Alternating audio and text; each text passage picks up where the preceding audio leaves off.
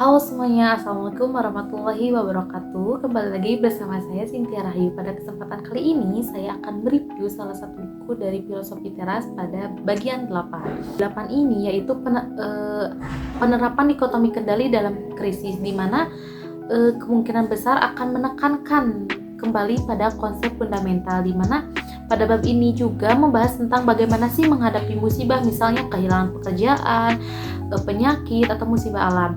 Dalam buku ini menyebutkan bahwasannya kita ini harus fokus pada apa yang kita kendalikan, mulai dari respon, sikap, ataupun juga tindakan selanjutnya. Inti dari bab 8 ini yaitu pentingnya persepsi, di mana seperti yang disebutkan oleh ajaran Epictetus di dalam buku ini menyoroti bahwasannya bukan peristiwa itu sendiri yang mengganggu kita, melainkan interpretasi atau penilaian kita terhadap.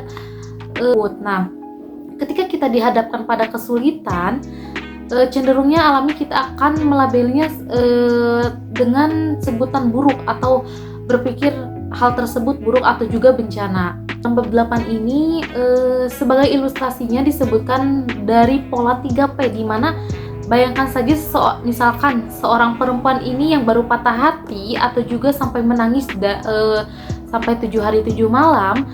Ia tidak makan, ia tidak minum dan sebagainya. Nah, di mana 3P ini yang pertama itu ada personalization, di mana mungkin ia berpikir cowok gue ini selingkuh emang salah gue, emang gue yang kurang cantik, gue yang kurang dandan ataupun sebagainya. Di mana pervasiveness, di mana hidup gue ini emang begini, apes di percintaan, apes di perkuliahan, apes di pertemanan, dan apes sebagainya. Lalu dari poin yang ketiga dari 3P ini yaitu pervasiveness, di mana mungkin akan berpikir gue akan patah hati seumur hidup, gue akan gagal seumur hidup. Nah, mungkin poinnya inti dari bab 8 ini yaitu fokus pada tindakan, di mana ketika kita di tengah kesusahan, stoicisme juga mengajarkan bahwasannya untuk tetap bertindak sesuai dengan kebajikan, di mana mulai dari kebijaksanaan, keberanian, keadilan, pengendalian diri. Nah, di mana bab ini juga memungkinkan bab ini kemungkinan besar akan mendorong gitu untuk kita tidak menyerah pada keputusan, melainkan mencari langkah-langkah praktis yang bermoral yang bisa kita dilakukan meskipun itu hanya kemungkinan kecil. Di dalam kesimpulan dari bab 8 ini, Henry Manampiring ini